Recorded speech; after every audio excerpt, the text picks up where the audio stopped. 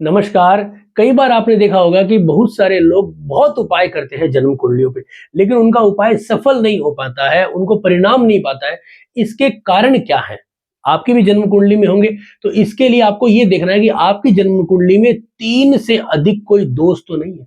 अगर आपकी कुंडली में 3 या 3 से अधिक कोई दोष बन जाते हैं जो मेजर हैं, तो आपको जो है बड़ी दिक्कतें होंगी। जैसे कि आपके सामने कुंडली है, इस जातक ने बहुत उपाय किए, कई जगहों पे जाके बहुत सारे उपाय किए, लेकिन सफलता नहीं मिली। इसका कारण क्या है? इसका कारण क्या है कि इनकी जन्म कुंडली में 3 बहुत बड़े दोष हैं। जैसे कि सबसे पहले शनि और केतु का यहाँ पे अगर आप देखोगे तो ये एक श्रापित दोष है। अब अगर इन दोनों के डिग्री का अंतराल बहुत कम है, जैसे कि मान लीजिए कि सिंह राशि में मघा नक्षत्र में दोनों ग्रह बैठे हैं, तो ये एक श्रापित दोष, पिशाच दोष है।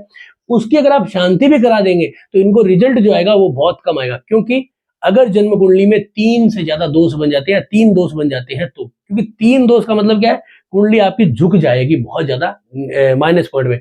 दूसरा क्या होता है कि चंद्रमा और आपका सूर्य, ये दोनों के दोनों जो अगर आप देखोगे तो अमावस दोष में है। यानी कि अगर आपकी जन्म कुंडली के अंदर चंद्रमा और सूर्य एक साथ है तो अमावस दोष बनता है, जिससे कि आपकी कुंडली के अंदर किसी न किसी क्षेत्र में एक अमावस जैसा अंधकार छा जाता है। जैसे कि यहाँ पे लाभ घर में बन रहा है, इसका मतलब कोई भी काम करो लाभ नहीं हो पाएगा, जातक तरसता रह जाएगा।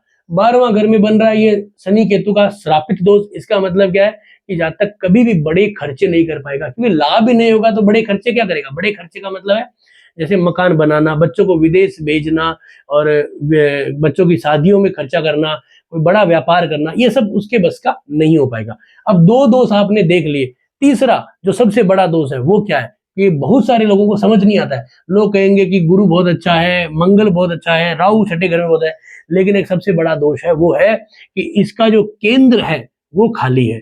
जब आपका केंद्र भाव खाली होता है तो आप ये माने कि आपको कोई भी व्यक्ति जो है वो सराहनीय कार्य के लिए, यानी कि कोई भी काम आपने किया तो उसको वो सराहेगा नहीं। आपके सराहनीय कार्यों को आपको कोई भी प्रतिष्ठा नहीं मिलेगी, आपको कोई भी तरह का लाभ नहीं मिलेगा। आप बहुत मेहनत कर रहे हैं लेकिन वो लोग आपको दबाएंगे और वो आपको इग्नोर कर देंगे, जिससे कि आप उस प्रॉफिट पे कभी नहीं पहुंच पाओगे। तो इसका मतलब क्या है कि अगर आपका केंद्र भाव में कोई ग्रह नहीं है तो ये भी एक बहुत बड़ा दोष बन जाता है, जो हमें जीवन में ये दिखाता है कि कोई हमारी वैल्यू नहीं कर रहा है, कोई हमारी रिस्पेक्ट नहीं कर रहा है, कोई हमें लाभ नहीं दे रहा है और कोई हमें जो है वो तवज्जो नहीं दे रहा है।